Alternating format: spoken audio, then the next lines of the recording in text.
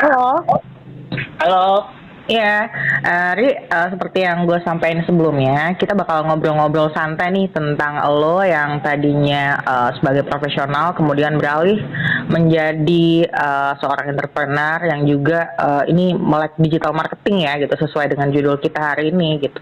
Jadi menjadi pelaku bisnis yang melek digital marketing, kayak gitu. Kayaknya gue bacain dulu kali ya CV lo ya, yang sebelumnya ya.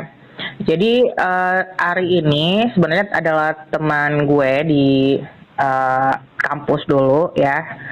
Dia ini udah lama banget menjadi seorang profesional CSR manager di salah satu mall di Jakarta. Kemudian setelah berapa tahun dia beralih profesi menjadi seorang entrepreneur, dia sebagai owner juga direktur di beberapa perusahaan gitu. Salah satunya direktur GIF Indonesia dan PT3 Mutiara Selaras. Nah, hari ini kita bakal denger nih sharing-sharing dari Ari gitu ya, bagaimana pengalaman dia menjadi profesional kemudian pivot menjadi seorang entrepreneur gitu. Oke, bisa kita mulai Ari ya, ngobrol. boleh, boleh, Sofi. Oke. Nah, ini nih Ri, kita langsung ke sebenarnya ngobrol santai aja sih. Ya. Apa kabar, Sofi? Iya, itu sampai gue lupa ya. Ya gue baik. Lo gimana gimana? Sekarang. Baik. Nah, jadi ngejalanin berapa ini nih usaha nih sekarang ini? Karena gue tuh udah semenjak pandemi tuh banyak kegiatan kan memang dihandle dari rumah ya, jadi lebih banyak. Jadi arahnya ya udahlah kita fokus di bisnis gue digitalin semua supaya gue bisa gue handle dari rumah. Jadi sekarang tuh gue handle ada Castle Laundry, terus ada agentelur.com, sama ya ada pekerjaan-pekerjaan kayak konsultan gitulah. Keren banget sih lo. Nah ini kan apa namanya, lo udah lama nih jadi profesional, kok tiba-tiba banting setir fully jadi entrepreneur gitu? Kenapa jadi full time gitu, full time entrepreneur sekarang? Eh, Kayaknya sebenarnya dulu gue tuh karena memang dulu di kampus itu kan Iya sih, lo udah ada benih-benih jadi entrepreneur dari dulu ya. kan itu ya, IPB itu kan entrepreneurship-nya lumayan ya, secara ibaratnya atmosfer entrepreneurship-nya lumayan kuat juga kan di kampus dulu kita. Jadi kita punya cita-cita pengen jadi entrepreneur dulu, cuman memang ya biasalah orang lulus kuliah dulu kan, terus terbentur dengan modal dan lain sebagainya. Jadi akhirnya ya gue sambil jalanin bisnis sambil kerja gitu, sampai akhirnya gue memutuskan untuk full time lah gitu. Oke, lo boleh cerita nih suka dukanya gimana selama lo menjadi sebelumnya jadi profesional kemudian jadi entrepreneur gitu, full time entrepreneur gitu. Bisa lo sharing dikit nggak itu? Kalau sebenarnya kalau entrepreneur itu lu lebih banyak dukanya sih sebenarnya ya, untuk awal-awal. Karena sebenarnya bisnis gua tuh sebenarnya semua masih fase itu ya, inisiasi lah, masih merintis lah, belum yang mature banget bisnisnya. Cuman udah mulai kelihatan sih gitu. Gue sih dulu kan pengennya langsung bisnis ya, tapi gue merasa ternyata jalan gue untuk bekerja dulu tuh sebenarnya justru jalan terbaik juga. Jadi di situ gue belajar tentang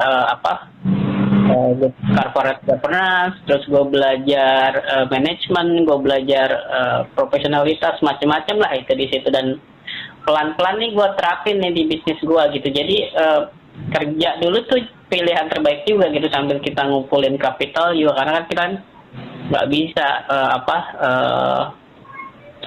lulus kuliah tiba-tiba bisnis. Banyak hal yang perlu dipelajari gitu di bisnis. Betul sih. Ada juga beberapa orang yang memutuskan untuk ya langsung dia terjun sebagai entrepreneur. Ada juga yang memang jalurnya karir dulu, maksudnya profesional karir dulu baru ke entrepreneur gitu, karena kan emang jalan orang macam-macam ya Ria. Betul. Jadi itu sebagai salah satu benefit ya dari karir profesional kemudian jadi entrepreneur. Jadi lo banyak belajar dari Iya, nah, sebelumnya gitu. itu masuk kerja di perusahaan-perusahaan yang relatif kecil ya, maksudnya perusahaan-perusahaan bukan perusahaan yang besar gitu. Jadi gue di situ bisa mempelajari bagaimana sistem manajemen secara keseluruhan. Jadi gue bisa pahami gitu dari mulai operation, marketing sampai sedikit-sedikit gue pelajari bagaimana sistem keuangan dan lain-lain. Nah itu yang gue ngerasa bekerja di perusahaan kecil juga untuk gua yang memang tujuan utamanya nanti ke bisnis itu sangat gitu juga. Jadi kita belajar banyak hal di perusahaan kecil itu termasuk spiritnya juga gitu. Mantap. Jadi ini kan yang gue baca di CV lo ini kan yang tertera di sini kan perusahaannya bukan perusahaan kecil nih. Berarti lo sebelum ini lo juga pernah bekerja di startup gitu-gitu ya, Ria? Iya, itu ya termasuknya ya kayak kita kan kayak Pacific Place itu kan lokal company lah gitu. Jadi bukan perusahaan sebesar kayak multinasional kayak misalkan Danone, Unilever dan lain sebagainya lah gitu. Jadi di situ kita benar-benar bisa pahami sistem manajemennya. Kebetulan memang gua udah masuk di level middle management ya waktu itu. Jadi ya kita bisa pelajari lah gitu, dan itu pelan-pelan gua mulai terapin di bisnis gua gitu sekarang. Ngomong-ngomong tadi soal operation, kemudian marketing dan lain sebagainya, lo ini kan juga ada expert juga nih di bagian digital marketing ya, yang bakal lo ceritain hari ini gitu. Nah itu bisa lo mulai juga sih, bisa lo sampein juga apa sih yang bisa lo sharing tentang digital marketing ini sebagai lo as a businessman gitu. Menurut gue sih sekarang tuh kalau nggak online ya lu akan pelan-pelan mati lah gitu. Itu memang kalau sekarang sih keharusan, tapi kalau sekarang tuh memang keharusan ya, orang udah bukan lagi opportunity, memang harus keharusan gitu kalau sekarang itu, karena lu nggak bisa mengelak kompetitor lu udah sampai mana tapi kita masih di mana gitu. Kalau gua sih sebenarnya punya ketertarikan dari di online marketing, digital marketing tuh dari dulu, dari zaman gua kuliah sebenarnya. Jadi gua dulu sempet, kalau lu tahu, sempet gua kursus di Ane Akhira tuh. Ane Akhira salah satu online marketing di Indonesia lah gitu ya. Ane Akhira tuh yang pernah dulu ngadain workshop di kampus bukan sih? Betul. Nah gua awal sempat ikutan juga tuh dulu tuh. Dari situ, terus gua mulai serius, gue daftar, terus gue mulai coba-coba tuh, sempet jadi affiliate marketing tuh, jadi jualin produk-produk kayak Clickbank. Dulu mah kita jualan marketplace aja masih Kaskus gitu ya. Belum sebanyak sekarang ya. Sekarang dulu, tapi gue udah ngeliat, oh ternyata marketnya ada, barang gue terjual, laku dan lain sebagainya. Itu gue happy banget di situ, karena gue dulu kan masih itu ya, orang masih belum, trustnya tuh belum ada, tapi ternyata oh ada juga marketnya gitu. Nah kalau sekarang kan memang sudah penetrasinya sudah luar biasa. Betul, apalagi dengan adanya pandemi ini semakin aja tuh ya. Betul, jadi semua sekarang polanya online lah gitu. Jadi kayak gue ngeliat bahwa kayak pandemi ini kan UMKM tuh berat ya, banyak yang berat gitu. Itu sebenarnya kan marketnya emang nggak berubah gitu.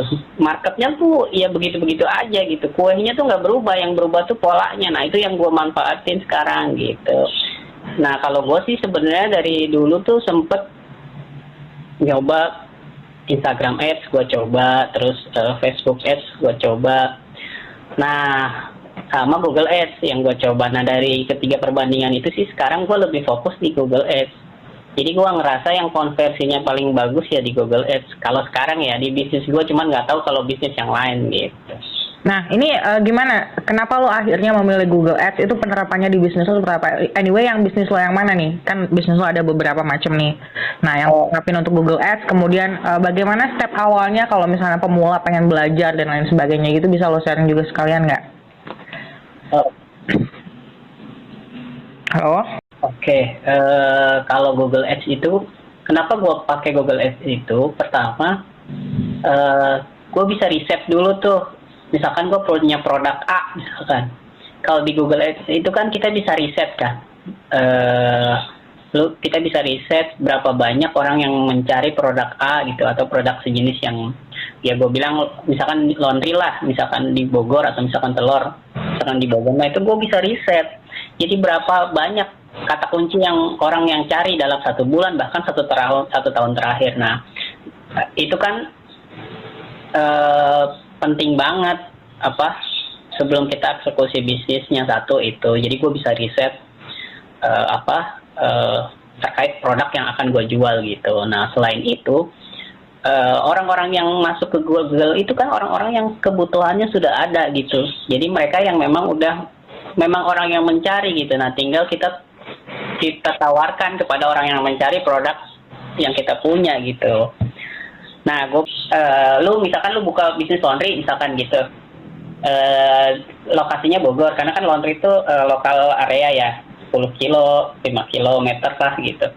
Areanya lu ada tersebar misalkan di kota Bogor. Nah, lu bisa cek kalau di Google Ads tuh berapa orang yang nyari jasa laundry gitu di kota Bogor atau di area lu yang akan market lu yang lu target gitu. Selain itu, lu juga bisa ngecek berapa kompetitornya gitu yang udah main di Google gitu. Nah, itu kan enak banget. Jadi kita udah tahu marketnya, kita udah tahu kompetitornya, kita udah tahu. Nah, kita tinggal ngambil positioningnya di mana gitu. Satu itu kenapa gue senang pakai Google Ads. Terus kedua, Tunggu. Itu Google Ads itu menyediakan tools untuk ngeriset itu ya? Apa lo pakai Google Trends juga atau enggak? Google Ads itu ada namanya fiturnya Google Keyword Planner. Oh, jadi lu okay. semuanya gitu. Itu tuh kayak kita menambang kata kunci aja gitu. Jadi mungkin banyak orang mencari produk A, tapi kompetisi belum banyak orang yang nyediain produk A. Itu kan opportunity banget gitu. Kita bisa masuk di situ. Dan gua rasa sekarang ya dengan habit orang sekarang nih, makanan apa semua kan kita juga kan udah jarang kali beli makan langsung, kecuali kita bawa keluarga makan di tempat gitu. Kalau untuk makan kita jarang kali beli makan langsung kita sendiri, kita aja pakai GoFood, GrabFood dan lain sebagainya gitu. Yeah. Nah, menurut gua jasa-jasa yang lain juga orangnya yang platformnya belum ada nih. Kalau kayak makanan gitu kan platformnya udah ada nih, GrabFood, GoFood gitu.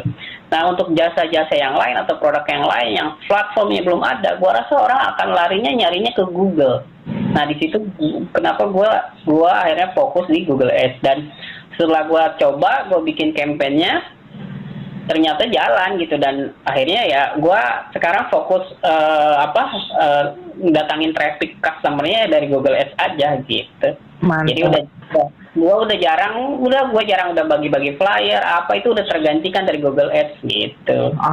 Anyway, kalau untuk Google Ads sendiri ini tools yang harus kita kuasai ini apa aja sih? Tadi kan lo udah mention untuk Google Planner, Keyword Planner kan. Nah, ya. Ada lagi nggak?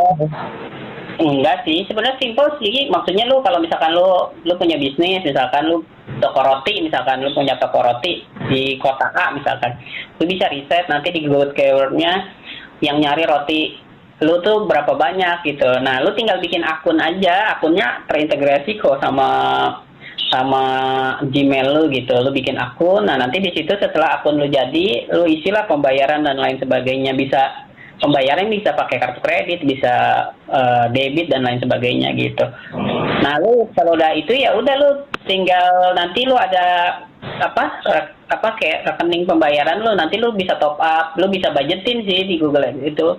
Lu mau budgetin iklan lu misalkan 50.000 sehari, apa 100.000 sehari, apa misalkan 1 juta sebulan, lu bisa budgetin. Tapi harian sih mereka. Kalau lu punya budget 1 juta berarti kan 30.000 lu budgetin per hari. Nah, ketika budget lu udah habis, ya udah iklannya nggak jalan gitu. Enaknya itu kita bisa budgetin juga di sana gitu. Ya gue juga pernah pakai sih, cuman kan ini pendengar kita kan belum tahu nih, jadi biar gue menggali itu dari lo, biar lo sampaikan kayak gitu. Emang enak sih. Terus ketimbang belibet nih gue ngomongnya. Ketimbang Instagram Ads ataupun Facebook Ads itu tadi benefitnya itu ya, karena orang udah siap cari gitu ya, jadi emang lagi ada kebutuhan, makanya lo mainnya di Google Ads gitu kan. Iya. Nah, iya, salah satu itu ya paling terakhir lah ya, ngukurnya efektif yang mana, lu sales lu aja berapa. Jadi ketika lu ngiklan pakai ini, konversi ke sales tuh berapa gitu. Nah, gua udah mencoba tuh tiga-tiganya ya, konversi yang paling bagus ya dari sana. Dengan gua misalkan ngeluarin 1 juta, gue bisa dapat 10 kali lipatnya. Atau misalkan gue ngeluarin 10 juta sebulan, misalkan spend iklan 10 juta sebulan, gue bisa dapat misalkan 150 juta omsetnya gitu. Nah, coba lu dengan ngeluarin uang yang sama di platform kayak yang lain kayak gitu, lu konversinya sama nggak, itu aja terakhirnya sebenarnya. Tapi kan nanti pasti ada pertanyaan, kapan kita harus menggunakan Instagram atau Facebook Ads, kapan kalau menggunakan Google. Nah, kalau untuk menggunakan Google ini udah lu jelasin kan, lumayan panjang lebar. Nah, kalau untuk yang kapan harus menggunakan Instagram dan FB Ads-nya ini menurut lo gimana tuh? Walaupun konversinya, kalau dilihat dari segi konversi mungkin saat ini yang menguntungkan untuk bisnis lo adalah Google Ads ya, gitu. Tapi kan ada saatnya juga orang harus menggunakan Instagram Ads maupun FB Ads misalnya. Nah itu kapan sih waktu yang tepat untuk menggunakan itu juga gitu? Sebenarnya tergantung, balik lagi ke budget masing-masing ya, budget bisnis. Kalau misalkan gua tuh selalu membagi budget bisnis tuh ke 40 20 lah gitu, atau kalau nggak 40 30 30. Jadi kayak misalkan gue punya duit 10 juta nih, 4 jutanya gue dimainin di produknya, terus kemudian 3 jutanya nanti gue mainin di 3 jutanya gue mainin untuk operationnya gitu. Nah, alokasiin untuk itu. Nah, kayak misalkan budget lu 4 juta untuk di marketing, ya sesuaiin aja sama budget lu. Tapi sebenarnya itu semuanya harus dicoba sih. Maksudnya harus kita kan nggak tahu sebenarnya, tergantung produknya ya. Semuanya harus dicoba. Jadi lu harus, kalau kayak fitur gratis itu lu coba aja. Kayak misalnya lu bikin Instagram, bikin Facebook, nggak apa-apa lu bikin lu mau nyoba iklan di sana juga nggak apa-apa, dicoba semua. Ini kan gua akhirnya menyimpulkan bisnis gue lebih cocok nyari trafficnya melalui Google Ads karena gue udah mencoba ketiga-tiganya gitu. Oh, jadi poinnya di sini adalah tergantung dari jenis bisnis yang dikerjain gitu. Betul tergantung marketnya juga. Cuman karena beda ya, kalau misalkan lu Facebook sama bisnis modelnya tuh beda. Facebook Ads sama Instagram Ads sama Google Ads.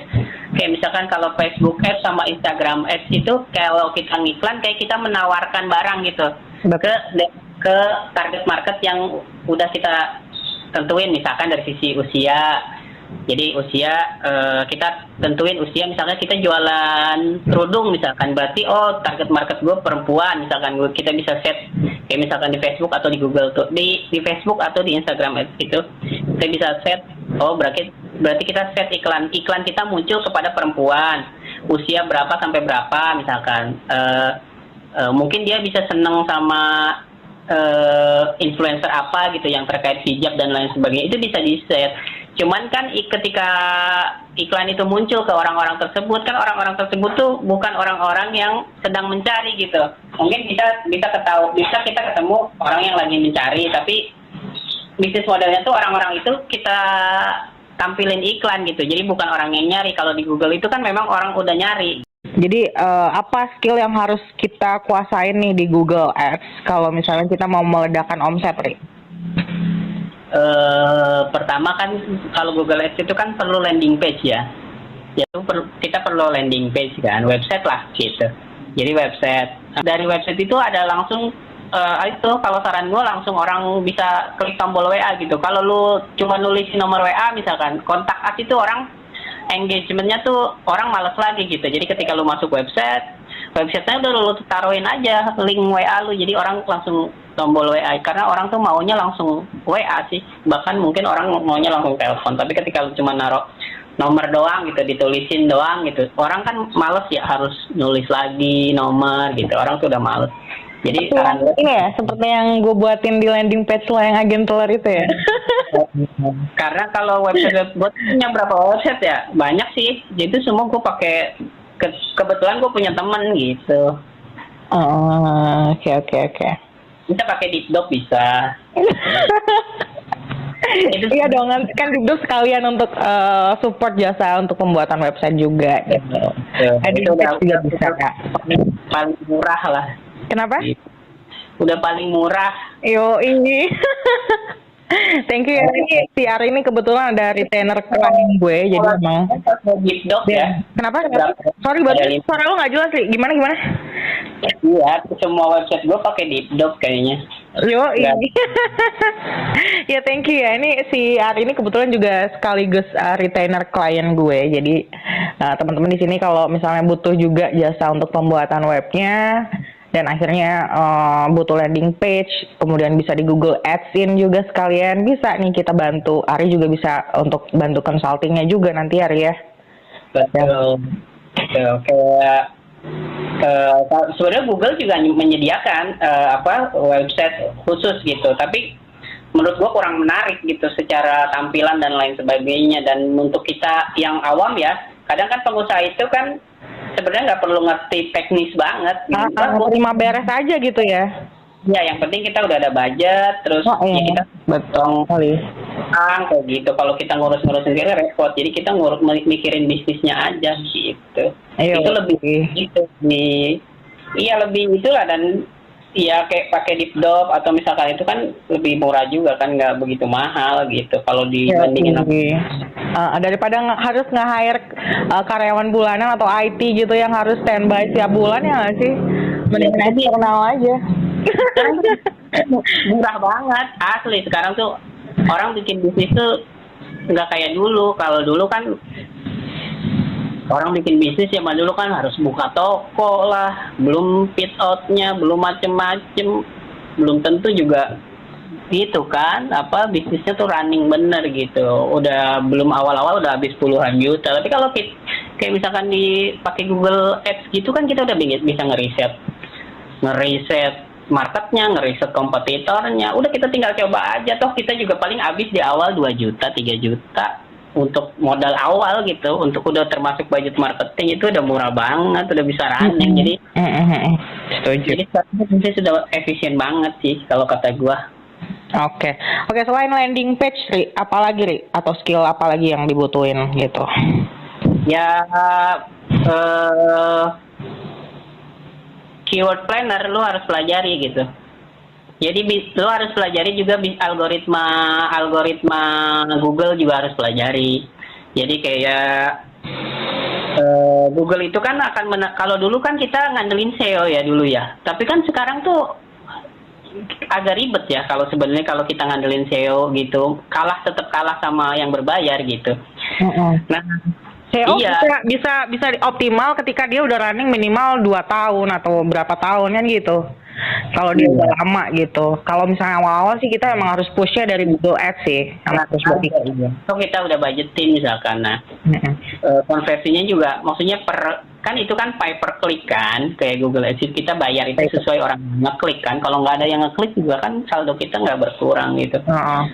Paling fitur yang harus dipelajari ya di Google Keyword Planner lah kata gua. Jadi lu harus pelajari di situ. Jadi jadi ketika menentukan websitenya tuh lu pelajari dulu. Jadi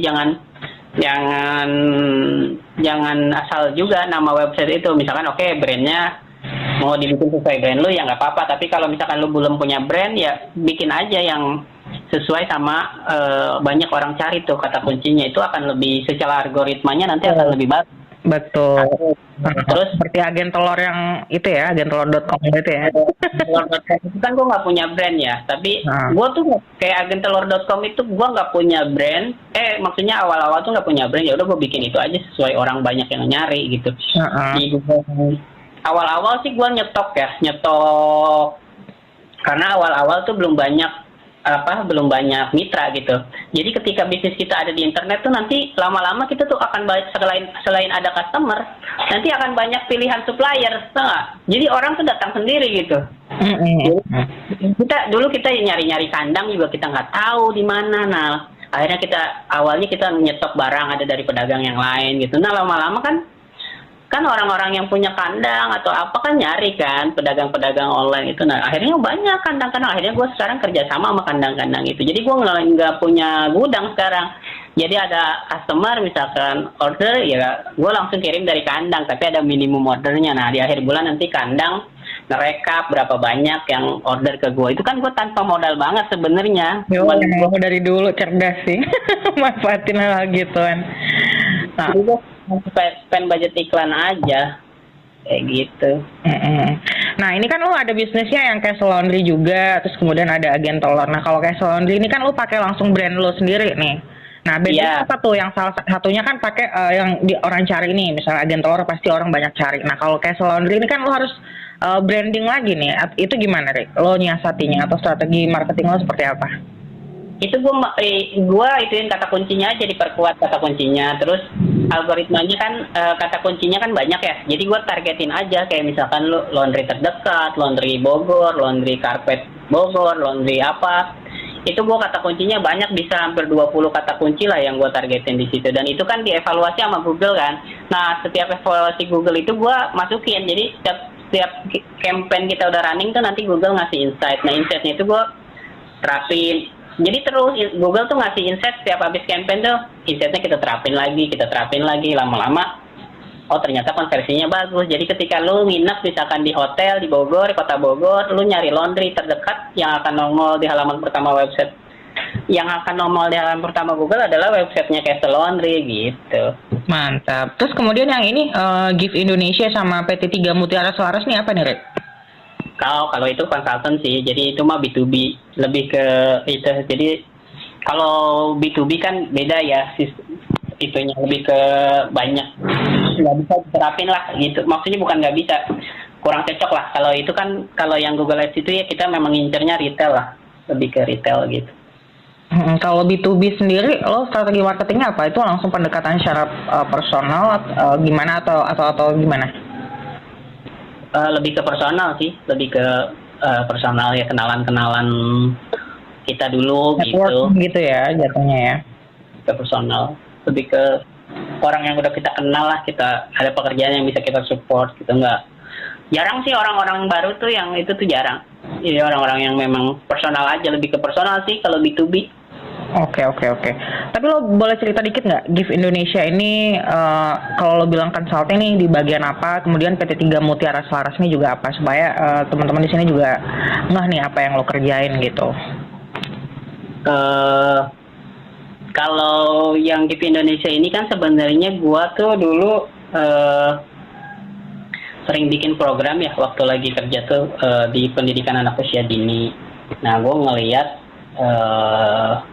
ada banyak problem lah gitu di pendidikan anak usia dini ini. Salah satunya ya problem ekonomi guru. Nah, gue di GIF ini sebenarnya gue bikinin program untuk ekonomi guru PAUD. Jadi gue bikinin namanya Warung PAUD. Nah, ini kita udah kerjasama sama beberapa perusahaan sih, skema PKBL atau Corporate Social Responsibility. Jadi kita bantu pendampingannya. Ini udah running di beberapa lokasi sih warung PAUD ini. Jadi kita ajarin mereka bikin warung, kita ajarin juga mereka cara bikin laporan keuangan, stok opnam dan lain sebagainya. Jadi keuntungan nanti, hasil dari keuntungan warungnya itu nanti untuk kegiatan mereka lah gitu. Ini yang kategorinya yang social enterprise tuh yang ini ya? Iya, ya. Inti Harvesia ini yang Gift Indonesia ya? Ya sama ya, gue support bantu-bantu kayak seminar-seminar UMKM lah, seminar-seminar marketing dan lain sebagainya gue kasih gratis lah gitu untuk kelompok-kelompok yang udah gue support gitu, udah gue bina gitu. Oke. Terus kemudian yang PT 3 Mutiara Selaras ini apa, Ri? Bergerak di bidang apa nih? Nah, sebenarnya kalau ini holding itu sih sebenarnya ini gue siapin untuk holding, nanti untuk holdingnya laundry sama holdingnya agen telur sama bisnis-bisnis yang lain sih gitu. Oh gitu, I see. Oke deh, sukses terus ya, Ri ya. Atau mungkin ada yang mau lo sampein lagi ke teman-teman entrepreneur yang lain juga mungkin, atau pendengar yang baru mau terjun ke bisnis, lo mungkin ada advice apa gitu yang bisa lo sampaikan ke mereka? Oke, saran dari gua sih untuk teman-teman yang baru mau mulai bisnis, budget terbatas atau modal terbatas, atau misalkan teman-teman yang bisnisnya sudah jalan tapi mau scale up, atau misalkan mau masih mengandalkan saluran distribusi offline, coba beralih mulai ke saluran distribusi online. Jadi teman-teman bisa manfaatin distribusi marketingnya baik melalui Facebook, Instagram ataupun Google Ads atau misalkan marketplace marketplace dan lain sebagainya. Cuma nanti disesuaikan saja. Nah, yang terpenting adalah dari situ kemudian kalau kita udah coba semua, nanti kita evaluasi mana yang paling oke nih konversinya, saluran distribusi mana yang paling oke. Jadi nanti maksimalin di saluran distribusi tersebut. Nah, kalau yang tadi gue sampaikan dari semua yang udah gue coba, saat ini sih gue merasa bahwa Google Ads saluran distribusi yang konversinya secara konversi bagus, kemudian juga harga iklan dan lain sebagainya juga sangat worth it lah gitu dengan hasilnya. Nah, itu tuh harus dicoba. Nah, kalau misalkan ada yang terkendala, gaptek dan lain sebagainya, ya nggak usah bingung. Jadi nanti kolaborasi aja, karena ini era kolaborasi, minta support sama teman yang bisa desain, bisa foto produk, lalu kemudian bisa bikin website. Nah, nanti kita baru belajar di campaign-nya, di ngatur campaign-nya. Gitu aja sih dari saya tipsnya. Jadi bisnis sekarang tuh bisnis yang bisa dijalankan dengan sangat-sangat efisien sih gitu. Thank you. Oke, jadi nggak perlu modal besar untuk jadi businessman ya hari ini ya? Nggak perlu. Yang penting kita kreatif aja. Thank you Arya sharing-sharingnya hari ini, dan menurut gue ini sangat bermanfaat juga buat teman-teman yang mau belajar, baru mau terjun juga ke dunia bisnis gitu ya. Kemudian untuk gimana caranya untuk distribusi, marketing dan segala macam. Ini ada Ari yang udah kasih masukan bahwa Google Ads itu adalah salah satu tools yang bermanfaat sekali buat kita yang mau marketing di dunia online kayak gitu. Thank you Arya sharingnya buat hari ini. Kedepannya mungkin kita bisa ngobrolin topik yang lain kalau lagi nggak sibuk gitu. Aja. Oke. Thank you Ari. Ya, bye. Ya.